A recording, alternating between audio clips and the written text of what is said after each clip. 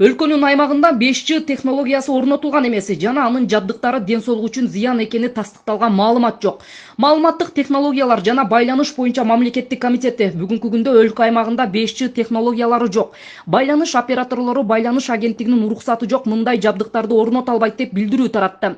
Адамдар жаңы технологиялар тууралуу жетиштүү маалыматы жоктугунан улам жалган сөздөргө ишенип дүрбөлөңгө түшүшү мүмкүн дейт мекеменин өкүлдөрү.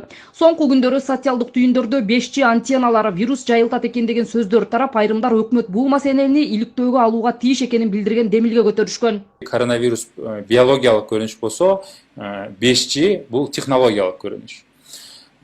Ошон үчүн 5G интернет коронавирусту эч кандай жасай албайт, эч кандай таасир эте албайт.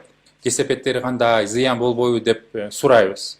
Кээ бирлөрү көбүрөөк сурайт. Анан кийин кээ бирлөрү болсо ошол кандай болбосун, жанагындай уюлдук байланыш болсо ошолордон коркот. Буну болсо радиофобия деп коебуз.